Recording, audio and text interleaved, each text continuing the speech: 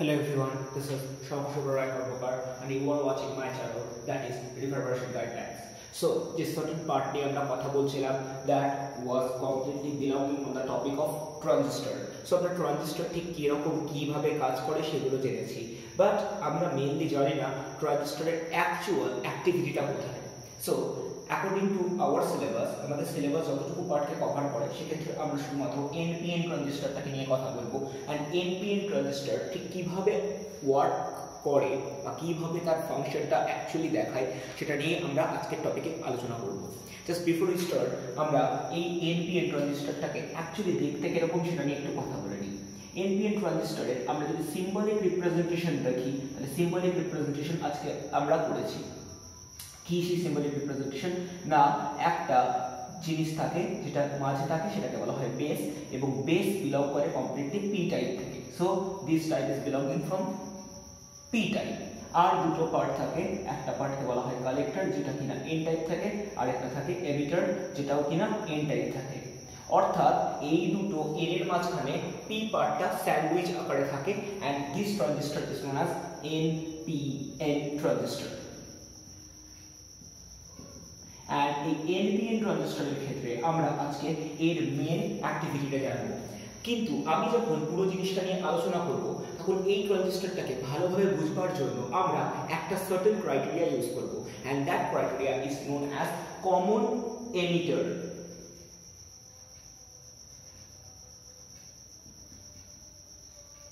Configuration. অর্থাৎ আমরা যে সার্কিট পার্টটা নিয়ে কথা বলবো that is common emitter configuration.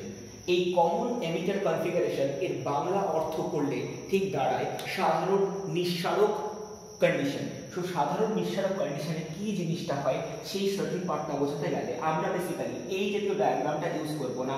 We will try to highlight on it's block diagram, কারণ ব্লক ডায়াগ্রাম আঁকলে আমাদের বোঝাতে অনেক বেশি সুবিধা হবে। And do remember এই পুরো পার্টটা অত্যন্ত বড় এবং কঠিন।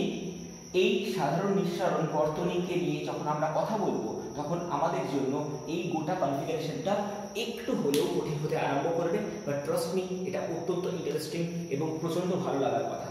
সো দেখা যাক। ওয়েল, রাইট নাও আমি বেসিক্যালি এই এনপিএন ট্রানজিস্টরের ব্লক ডায়াগ্রামটা এঁকে নিয়েছি। অ্যান্ড দ্য থিং বিগিন, আমি এইটা বলবার আগে আমি পুরো জিনিসটাকে একবার খুব তাড়াতাড়ি রিপিট করতে চাইছি, তার কারণ যাতে আমাদের আগের দিনের যদি কোনো ডেটা বুঝতে অসুবিধা ছিল তাহলে সেটা আজকে এক্ষুনি ক্লিয়ার হয়ে যাবে। সো বেসিক্যালি এর তিনটে ব্লক যেটা স্যান্ডউইচ করে রেখেছে সেটা পি, এবং সেটা কি হয় সাইজে সবচেয়ে ছোট হয়। তারপরে এর থেকে সাইজে বড় দ্যাট ইজ এমিটার, আর আকারে সবচেয়ে বড় and that part is known as collector. But the thing begin, এদের কিন্তু প্রত্যেকটা জায়গায় ডোপিং কনসেন্ট্রেশন আলাদা আলাদা। সবচেয়ে বেশি ডোপ করা থাকে এমিটার পার্টে, এবং এমিটার পার্ট যেহেতু ই থেকে বিলং করছে, অর্থাৎ যেহেতু এটা এন টাইপের বিলং করছে সেজন্য এতে majority charge carrier obviously electrons. Moderately dope করা থাকবে হচ্ছে কালেক্টর পার্টটা, যেটা কিনা অপেক্ষাকৃত কম ডোপ করা থাকবে, আর অত্যন্ত কম ডোপ করা থাকবে যেটা কিনা বেস পার্ট। এবং বেস পার্ট বেসিক্যালি আমাদের এই এনপিএন জায়গা থেকে পি থাকবে, সেজন্য majority charge carrier obviously hole হবে। এই সার্টেন পার্ট নিয়ে আমরা কথা বলেছি। নাও আমরা যদি পুরো জিনিসটা আলোচনার মেইন কেন্দ্রবিন্দু বুঝি তাহলে পুরো জিনিসটা আলোচিত হচ্ছে কমন এমিটার পার্ট থেকে। So what about the condition of common emitter? So common emitter বলতে গেলে এই এমিটারটা এক্ষেত্রে কমন থাকবে। সো দ্য ফার্স্ট থিং, আমি এই পুরো জিনিসটা বোঝাবার জন্য আগে এই লজিক্যাল ডায়াগ্রামটা একটু বুঝি। আগের দিন আমি বলেছিলাম যে এই পুরো ডায়াগ্রামটার এই অ্যারো হেডটা বোঝাতে গেলে একটা সার্টেন জিনিস আমি কাজ করব, যেটা কিনা বেস আর এমিটারটা ফরওয়ার্ড বায়াসে রাখবো, and that is the exactly logic আমরা এক্ষেত্রেও তাই করব। অর্থাৎ ফার্স্ট লজিক আমরা কি করব না, base emitter will be forward bias। অর্থাৎ এই বেস আর এমিটারকে আমি কি করব, সম্মুখবর্তী বায়াসে রেখে দেব। যদি তাই রাখি তাহলে বেসিক্যালি আমি এখানে একটা ব্যাটারি অ্যাড আপ করব, যে ব্যাটারিটাই কি হবে না বেসের জায়গায় যেটা কিনা পি টাইপ থেকে বিলং করছে সেখানে ব্যাটারির উচ্চ বিভব দেব, এবং উল্টো দিকে যেখানটা এমিটার অর্থাৎ যেটা কিনা এন টাইপ থেকে বিলং করছে সেখানে ব্যাটারির নিম্ন বিভব দেব। দ্যাট ইজ এই পুরো ছবিটাকে যদি আমরা এখানে ভালোভাবে বুঝতে চাই তাহলে কি করব, তাহলে বেসিক্যালি আমরা এই ছবিটাকে এইভাবে বোঝার চেষ্টা করব, যেখানে আমরা একটা ব্যাটারির লোয়ার পোটেনশিয়াল বা নিম্ন বিভবকে এমিটারের সাথে জয়েন করে দিচ্ছি এবং হায়ার পোটেনশিয়াল বা উচ্চ বিভবকে বেসের সাথে যুক্ত করে দিচ্ছি, যেটা কিনা পি পার্ট থেকে বিলং করছে। অর্থাৎ এই ছবিটার অ্যাকচুয়াল রুল হচ্ছে এটা, যেটা আমরা এক্ষুনি পুরো জিনিসটাই বোঝালাম। এবার যে জিনিসটা আমরা করব এই কমন এমিটার কনফিগারেশনের জন্য, সেটা হচ্ছে আমরা এখানে একটা ব্যাটারি না, আমরা একটা সেকেন্ড ব্যাটারি ইউজ করব, that will join emitter and collector. Just think about the word this was common emitter, অর্থাৎ এমিটার পার্টটা কিন্তু এক্ষেত্রে কমন, অর্থাৎ একবার বেস এমিটার জাংশন থাকবে আর একবার কালেক্টর এমিটার জাংশন থাকবে, and that total criteria is known as common emitter configuration. এইবার কালেক্টর আর এমিটারের ক্ষেত্রে একটা অদ্ভুত রকম লজিক কাজ করবে। দেখ, কালেক্টর আর এমিটার দুটোই কিন্তু এন টাইপের, তাহলে এক্ষেত্রে আমি ব্যাটারিটাকে কি করে জুড়বো না, in this combination lower potential of battery, অর্থাৎ ব্যাটারি নিম্ন বিভব will be joined with emitter। অর্থাৎ এই সার্টেন ক্রাইটেরিয়ায় আমি বেশি গুরুত্ব দেব এমিটারকে, and that is the exactly logic. আমরা কি করব, দ্বিতীয় যখন ব্যাটারি জয়েন করব সেটা কালেক্টর আর এমিটারের মধ্যেই হবে, কিন্তু কি করব, কালেক্টর এন হওয়া সত্ত্বেও কালেক্টরে কি করব, ব্যাটারির হায়ার পোটেনশিয়াল চালিয়ে দেবো, অন্যদিকে এমিটার যেখানে কিনা আমি ব্যাটারির লোয়ার পোটেনশিয়াল জয়েন করে দেবো। অর্থাৎ এই ছবির আরেকটা সাবপার্ট তৈরি হবে, যেটা কিনা এমিটার আর কালেক্টরের মধ্যে জয়েন করবে। অর্থাৎ যে ছবিটা আমি এখানে দেখলাম, যদি এই ছবিটাকে আমি আরেকবার বোঝানোর চেষ্টা করি তাহলে কি হবে না, আমরা এখান থেকে এই অবধি আরেকটা ব্যাটারিকে চালিয়ে দেবো, যে ব্যাটারিটা কিন্তু এইভাবে জয়েন হয়ে আছে। অর্থাৎ that is the exactly logic, যে ছবিটা আমি এখানে এঁকেছি সেই ছবিটাকে আমি এইভাবে বুঝিয়েছি। কেন এইভাবে করা হচ্ছে বা কি কাজের জন্য সেটা বুঝতে গেলে আমাদেরকে কিছুক্ষণ টাইম দিতে হবে, কারণ একটা একটা করে পার্ট আমি বোঝানো আরম্ভ করব এবং পুরো জিনিসটাকে আস্তে আস্তে ক্ল্যারিফাই করব। এখন আমি দুটো জিনিসকে একটু ভালোভাবে বুঝিয়ে দিই। এক্ষেত্রে যে ব্যাটারি ইউজ করেছি এই ব্যাটারিটাকে লেখা হয় ভিসিসি, এক্ষেত্রে যে ব্যাটারি ব্যবহার করেছি সেটাকে লিখে দিচ্ছি ভিভিবি। বেসিক্যালি এটা বেসের সাথে জয়েন আছে, এটা কালেক্টরের সাথে জয়েন আছে, দ্যাট ইজ দ্য লজিক, এগুলোকে ভিসিসি এন্ড ভিভিবি বলে। অর্থাৎ আমার এখানে যে ব্যাটারিটা এইখানে আছে that will be termed as VBB and this battery will be termed as VCC. Fair enough? And আমরা এবার এই পুরো কনফিগারেশনের অ্যাকচুয়াল মিনিং বুঝবার চেষ্টা করব। So just before we start আমরা পুরো জিনিসটাকে নিয়ে কিছু জিনিস আরেকবার আলোচনা করে নিই। সো আমরা একটা জিনিস জানতাম যে আমাদের কাছে একটা ডিপ্লেশন রিজিয়ন বলে একটা জিনিস ছিল। সো ডিপ্লেশন রিজিয়নটা কি? সো ডিপ্লেশন রিজিয়ন ছিল যে যদি কোনো একটা এন আর পি টাইপকে পাশাপাশি রাখা হয় তাহলে কি হয় যে এন টাইপ থেকে কিছু পরিমাণ ইলেকট্রন পি টাইপের হোলগুলোতে অ্যাডজেসেন্ট রিজিয়নে সেই জায়গায় চলে যায়, ফলে ওই মাঝখানে একটা জায়গা তৈরি হয় যেক্ষেত্রে কোনো রকম চার্জ ক্যারিয়ার থাকে না, বি স্পেসিফাইড মেজরিটি চার্জ ক্যারিয়ারের কোনো এক্সিস্টেন্স থাকে না, and that is known as the depletion region. So just before we start আমরা পুরো জিনিসটাকে একটু চট করে বুঝে নিই। অর্থাৎ এক্ষেত্রে যেহেতু পি টাইপ আছে এন্ড দুপাশে যেহেতু এন টাইপ আছে, তাহলে দুপাশে কিন্তু অবভিয়াসলি একটা ডিপ্লেশন রিজিয়ন তৈরি হওয়ার কথা। অর্থাৎ আমি বলতেই পারি যে এইখানেও একটা ডিপ্লেশন রিজিয়ন আছে এবং এই দিকেও একটা ডিপ্লেশন রিজিয়ন আছে এবং এটা থাকাটা খুব খুব দরকারি। Fair enough? এইবার আমরা এই পুরো কন্ডিশন বুঝবার চেষ্টা করব। So here we go. So we are starting and we will just concentrate on the certain issues. So আমি সবার ফার্স্টে যে কথাটা নিয়ে আলোচনা করছি that is VBB battery. VBB battery কথার মানে কি? অ্যাকচুয়ালি আমি এক্ষেত্রে দুটো তো ব্যাটারি ইউজ করেছি যার মধ্যে এমিটারটা কমন আছে দুটো কেসেই, কিন্তু VBB ব্যাটারি অ্যাকচুয়ালি কার সাথে কাকে জয়েন করে রেখেছে? না, this is the junction of base and emitter, right? যদি এটা বেস আর এমিটারের মধ্যে জাংশন হয়ে গিয়ে থাকে তাহলে আমি দুটো জিনিসকে একটু বুঝি। না, আমার কাছে বেস পার্টটা অ্যাকচুয়ালি বিলং করছে পি আর এমিটার পার্টটা বিলং করছে এন থেকে। আর আমি একটা battery that is VBB has been used in such way that the higher terminal of that battery has been joined with P and lower terminal has been joined with N. অর্থাৎ আমি যে কাজটা করেছি সেটা হচ্ছে এই VBB has been joined in forward bias. I repeat again, এটাকে করা হয়েছে forward bias.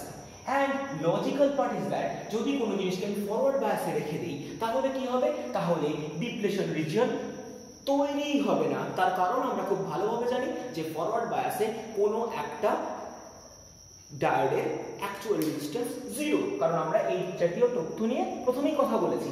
অর্থাৎ এক্ষেত্রে ডিপ্লেশন রিজিয়ন তৈরি হওয়ার জায়গাই থাকছে না। But the logical pattern is that যখনই আমি এই ভিবি কে জয়েন করলাম তখন কি হচ্ছে, এই লোয়ার পোটেনশিয়াল অর্থাৎ যেটা ব্যাটারির নিম্ন বিভব এখান থেকে কিন্তু ইলেকট্রন কিছু মুভ করতে আরম্ভ করলো, and that electron is going to increase the concentration of that part. Fair enough?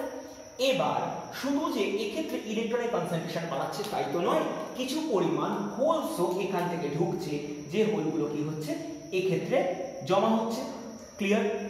এবার আমি কিছু ইস্যু তৈরি করি, অর্থাৎ এইটুকু জায়গা থেকে আমরা মোটামুটি ভাবে বুঝলাম যে এক্ষেত্রে কিছু হোল অবভিয়াসলি ঢুকছে, এদিক থেকে কিছু পরিমাণ ইলেকট্রন অবভিয়াসলি ঢুকছে, and this is basically happening due to this VBB battery. Right now আমি এবার VCC ব্যাটারিকে নিয়ে কথা বলবো।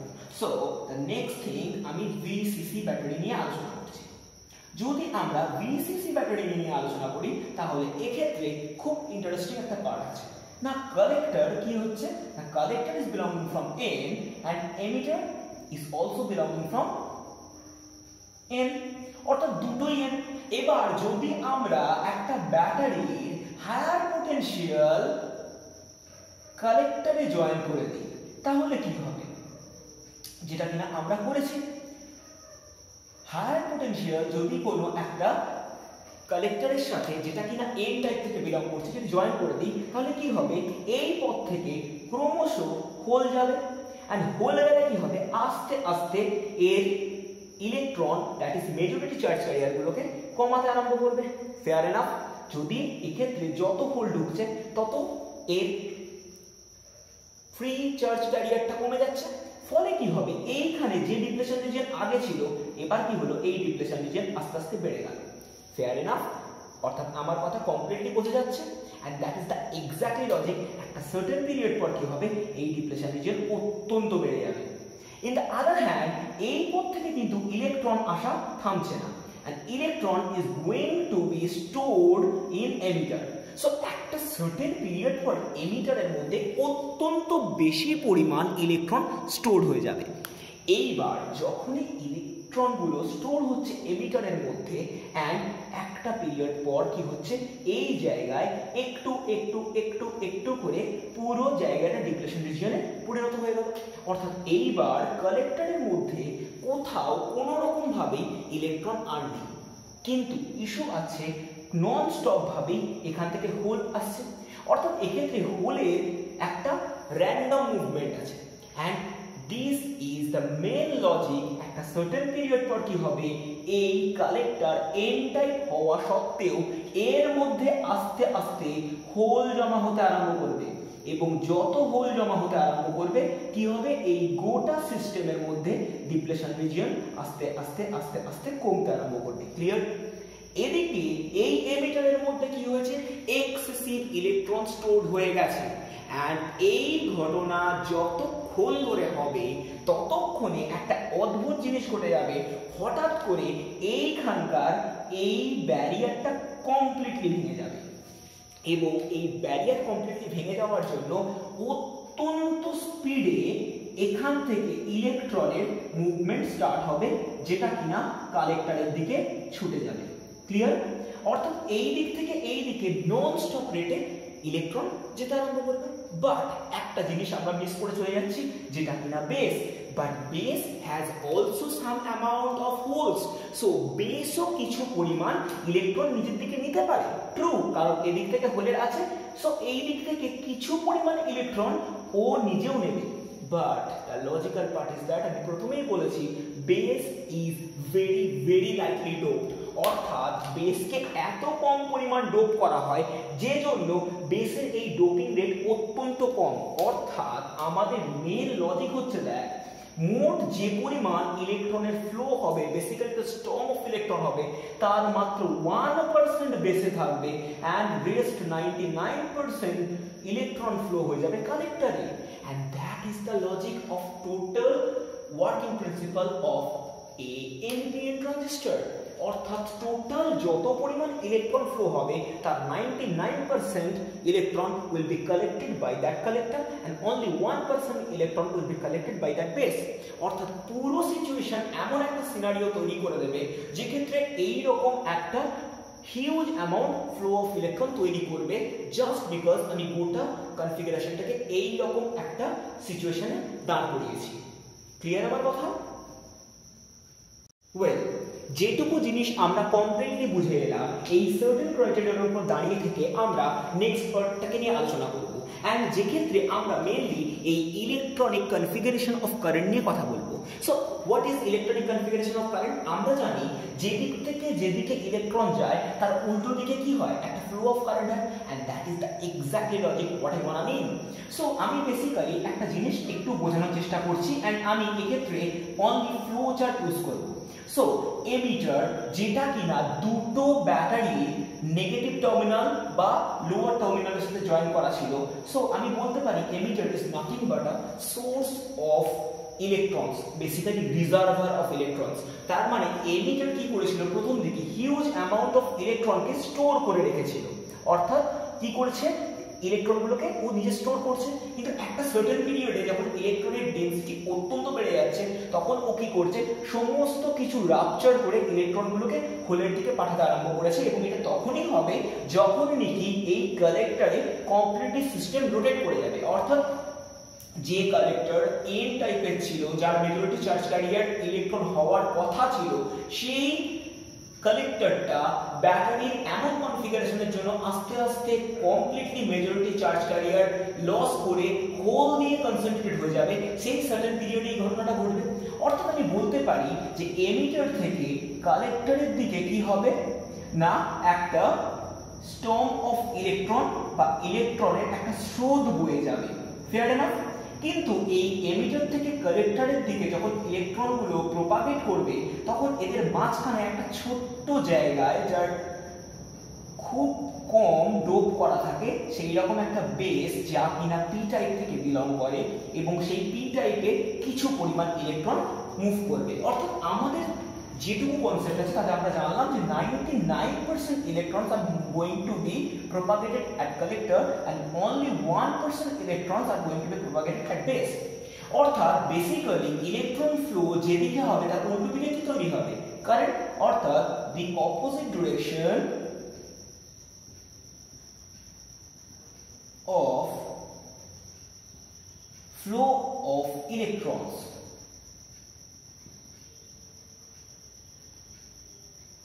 is known as current। Clear? অর্থাৎ যে ডিরেকশন থেকে ইলেকট্রনগুলো ফ্লো করবে তার অপোজিট দিকে কি হবে, কারেন্ট। অর্থাৎ this is very very obvious যে এমিটার থেকে ইলেকট্রনরা প্রপাগেট করে যাচ্ছে কালেক্টরের দিকে, তাহলে কালেক্টর থেকে একটা কারেন্ট জেনারেট হবে, যে কারেন্টটাকে আমি আইসি দিয়ে লিখব। একইভাবে এমিটার থেকে কিছু পরিমাণ electrons are going to be propagated on base. যদি বেসের দিকে কিছু পরিমাণ ইলেকট্রনও প্রবেশ করে তাহলে অবভিয়াসলি বেস থেকে কিছু পরিমাণ কারেন্ট জেনারেট হবে, অ্যান্ড এই দুটো কারেন্ট বেসিক্যালি ঢুকবে এমিটারের দিকে। So this current is going to be termed as emitter current, and that is the logic, that is IE must be equal with IB plus IC, that is the emitter current must be equal with base current and collector current। কারণ তার main issue আমরা already আলোচনা করে এসেছি, mainly as a reservoir of electrons emitter is working। So emitter যেহেতু reservoir of electron হিসেবে কাজ করছে, সে সমস্ত ইলেকট্রনসগুলোকে নিজের মধ্যে স্টোর করে রাখবে। আর একটা সার্টেন পিরিয়ড পর যখন তার মধ্যে ইলেকট্রনের কনসেন্ট্রেশন খুব বেড়ে যাবে, তখন সে কি করবে, সেই ইলেকট্রন স্ট্রমটা পাঠাতে আরম্ভ করবে টুয়ার্ডস কালেক্টর। বাট মাঝে খুব কম ডোপিং থাকা সত্ত্বেও অল্প হলেও বেসের মধ্যে কিছু ইলেকট্রন প্রবেশ করবে, ফলে একটা আমি বেস কারেন্ট অবভিয়াসলি পাবো। আর কালেক্টরের দিকে হিউজ পরিমাণ ইলেকট্রন যাওয়ার জন্য বেশি পরিমাণ একটা কালেক্টর কারেন্ট পাবো। And both currents are going to be generated due to that certain electron Sturm.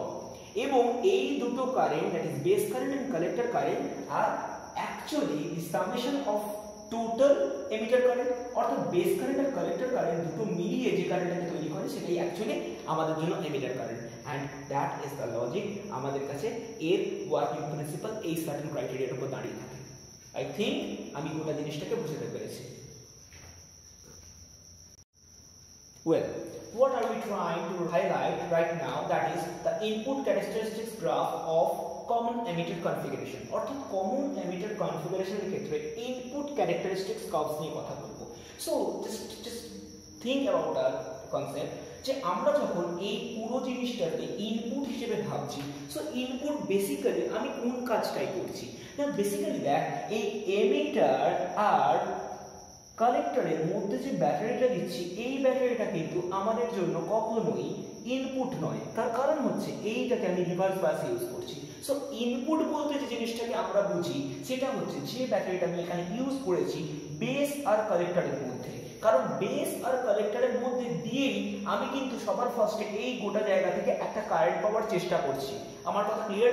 So basically whenever we are placing base and emitter and we are placing a battery of VBB, তাহলে আমরা কি চাইছি, আমরা এইগুলোকে forward বায়াসে রাখছি, মানে আমরা এখান থেকে একটা কারেন্ট পাওয়ার চেষ্টা করছি। and that is our input characteristics. এই ইনপুট ক্যারেক্টারিস্টিক গ্রাফের ক্ষেত্রে আমরা কি করব না, আমরা এক্ষেত্রে যে VBB ব্যাটারি ব্যবহার করেছি তার জন্য কি হয়, এই বেস আর এমিটারের মধ্যে একটা পোটেনশিয়াল ড্রপ হয়। এই পোটেনশিয়াল ড্রপটাকে বলা হয় V of BE। So V of BE মানে this is the voltage difference between base and emitter. So basically আমি এই ভোল্টেজ ডিফারেন্স বিটুইন বেস আর এমিটারের মধ্যে যে বিভব পার্থক্য তৈরি হবে তার জন্য যে আইভি কারেন্টটা পাবো, সেই সার্টেন ক্যারেক্টারিস্টিক্স গ্রাফকে আমরা বলছি ইনপুট ক্যারেক্টারিস্টিক্স গ্রাফস। সো এই ইনপুট ক্যারেক্টারিস্টিক্স গ্রাফ করতে গেলে আমাদেরকে দুটো থেকে তিনটে জিনিসকে একটু মনে রাখতে হবে। নাম্বার ওয়ান, আমরা কিন্তু এক্ষেত্রে এই VCE কে কনস্ট্যান্ট ধরে রাখবো। অর্থাৎ আমরা যে সার্টেন ব্যাটারিটা ইউজ করেছিলাম VCC, এই VCC এক্ষেত্রে ইউজ করার জন্য আমাদের এখানে এমিটার আর কালেক্টরের মধ্যে কিন্তু অবশ্যই আরেকটা পোটেনশিয়াল ড্রপ বা বিভব পার্থক্য তৈরি হয়েছিল।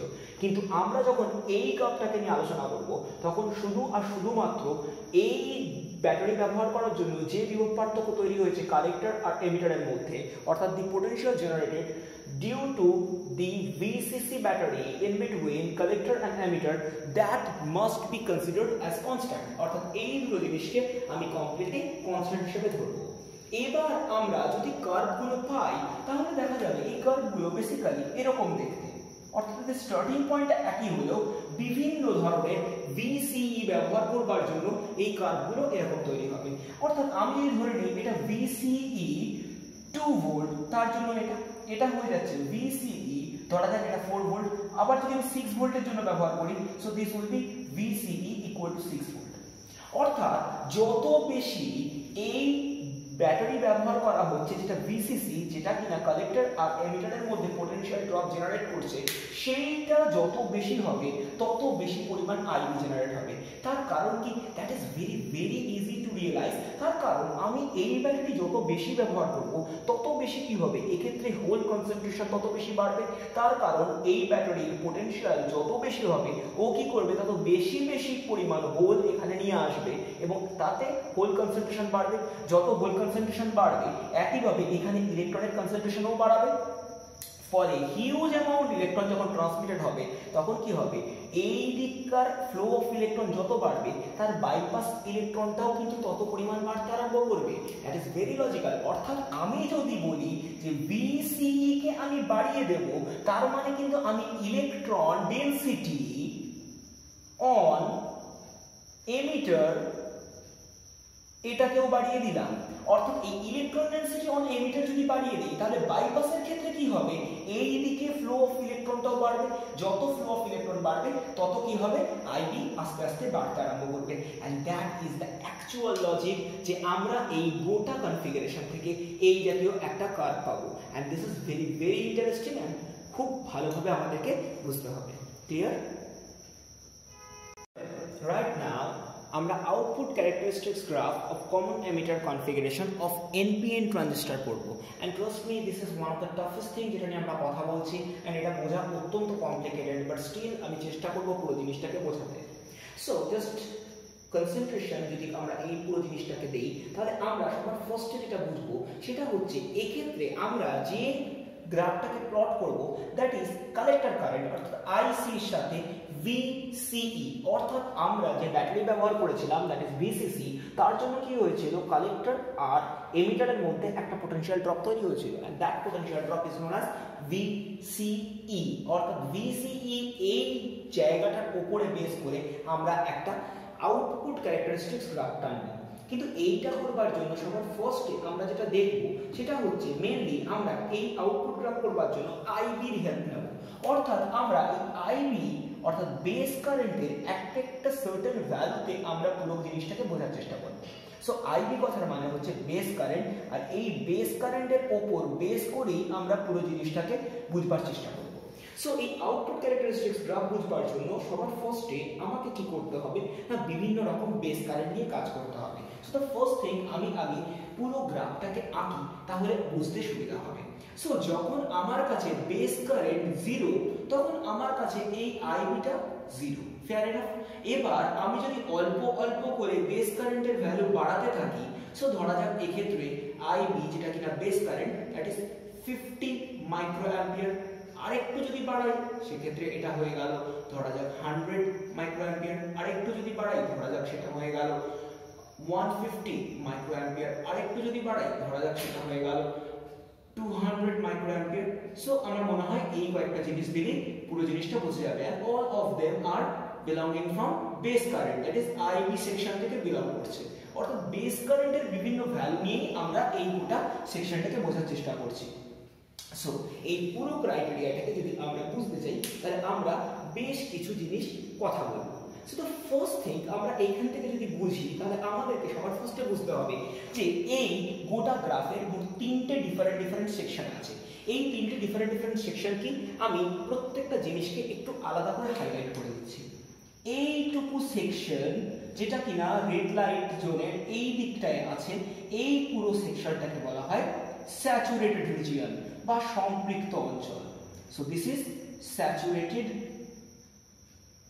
রিজিয়ন, ফেয়ার এনাফ, অর্থাৎ সম্পৃক্ত অঞ্চল। সেকেন্ড, এই রেড লাইট জোনের পর থেকে এই পুরো জোনটাকে বলা হয় অ্যাক্টিভ রিজিয়ন,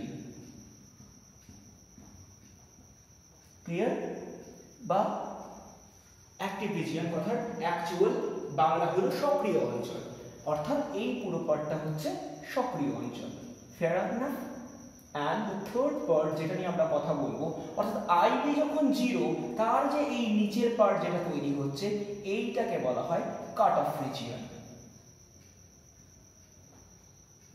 and কিভাবে পুরো জিনিসটাকে বোঝানো হচ্ছে সেটাতে আমরা আসছি।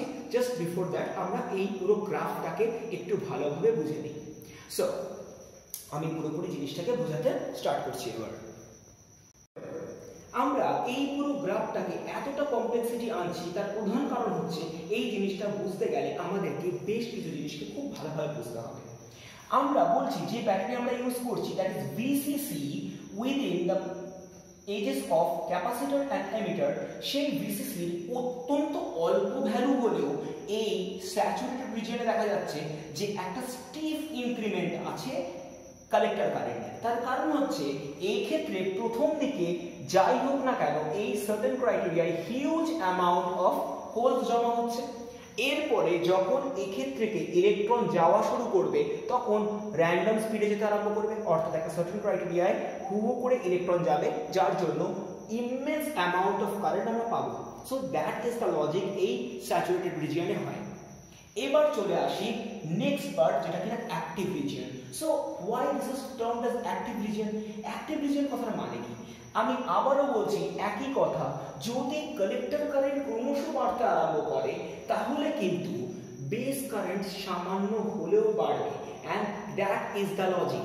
অর্থাৎ আমার মেন ক্রাইটেরিয়া হচ্ছে এই যত পরিমাণ বেস কারেন্ট তৈরি হচ্ছে, সেই বেস কারেন্টের ভ্যালু যত বাড়বে ঠিক ততটাই কিন্তু কালেক্টর কারেন্টও অল্প করে বাড়বে। অর্থাৎ আমরা যদি দেখি এই সার্টেন ক্রাইটেরিয়ায়, এক্ষেত্রে কিন্তু আমি বেস কারেন্টকে 200 মাইক্রো অ্যাম্পিয়ার ধরেছি, সেই জন্য কালেক্টর কারেন্ট এতটা হাই। কিন্তু যদি আমরা বেস কারেন্টকে দেখি 50 মাইক্রো অ্যাম্পিয়ার, সেক্ষেত্রে কিন্তু আমাদের জন্য এই গ্রাফটা আছে, অর্থাৎ কালেক্টর কারেন্টও অত্যন্ত কম। So logical part is that যত পরিমাণ বেস কারেন্ট বাড়বে ঠিক একইভাবে কালেক্টর কারেন্টও বাড়বে। কালেক্টর কারেন্ট প্রচুর বাড়বে, বেস কারেন্ট রিলেটিভলি কম বাড়বে, তার কারণ 99% of electrons are going to be propagated on collector, সেজন্য কালেক্টর কারেন্টের রেট অনেক বেশি বাড়বে। কিন্তু বেস কারেন্টের বাড়ার সাথে সাথে কালেক্টর কারেন্ট বাড়বে, দ্যাট ইজ অবভিয়াস। আর রইল বাকি পড়ে কাট অফ রিজিয়ন। সো এই কাট অফ রিজিয়ন এই পার্টিকুলার ইস্যুতে এটা অত্যন্ত কমপ্লিকেটেড। এই কাট অফ রিজিয়নে অ্যাকচুয়ালি কি হয় না, আইডি জিরো হয়। আইডি জিরো মানে অর্থাৎ এক্ষেত্রে বেস কোনো রকম কারেন্ট দিচ্ছে না। এখন বেস কারেন্ট যদি না দেয়, দ্যাট মিনস বেস আর এমিটার এরা প্রত্যেকে রিভার্স বায়াসে আছে। তার কারণ নরমাল কনফিগারেশন অনুযায়ী আমরা যদি এই দুটোকে ফরওয়ার্ড বায়াসে রাখি তাহলে মিনিমাম হলেও কারেন্ট পাওয়া কথা, কিন্তু যেহেতু কারেন্ট পাচ্ছি না, সো উই আর থিংকিং যে বেস আর এমিটার ইটসেলফ, অর্থাৎ এইটা আর এটা নিজেরাও রিভার্স বায়াসে আছে। So that is the criteria, যে এই ক্রাইটেরিয়ায় আমি কোনো রকম ভাবে কোনো কারেন্ট পাবো না। অ্যান্ড দ্য থিং বিগিন, আমার প্রত্যেকটা কথাকে খুব ভালোভাবে লিখে নিতে হবে, বুঝে নিতে হবে। And this is end of the total topic. আমাদের প্রচন্ড ভালোভাবে পুরো জিনিসটা বুঝতে হবে। অবভিয়াসলি এটা অত্যন্ত কঠিন, এবং এই ওরিয়েন্টেড যা কিছু নিউমারিক্যাল বা আরো কিছু ইস্যু সেটা আমি নেক্সট ভিডিওতে আলোচনা করব, but trust me this is the toughest one, যেটা আমাদের এক্ষুনি বুঝতে হয়েছে। So in the next video we will discuss on several parts. Till then, stay home, stay safe.